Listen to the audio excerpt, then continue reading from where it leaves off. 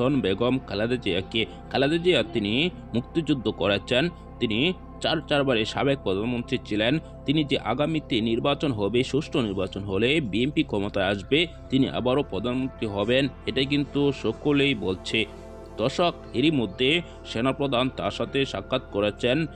এটি আরও ক্লিয়ার হয়ে যায় যে আগামীতে বিএনপি ক্ষমতায় আসছে 100% নিশ্চিত বলা যাচ্ছে। দর্শক, অন্য অন্য যত দল আছে তারাও কিছু আসন পেতে পারে, কিন্তু এককভাবে বিএনপি ক্ষমতা আসতে পারে বলে জানা যাচ্ছে।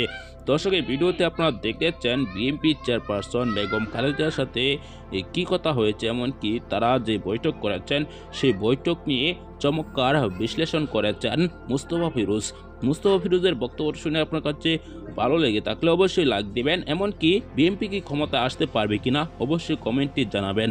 এমনকি অন্য দল ক্ষমতা আসবে কিনা সেটিও আপনারা জানাতে পারেন। নিরপেক্ষভাবে আমরা খবর প্রকাশ করে থাকি। আসসালামু আলাইকুম।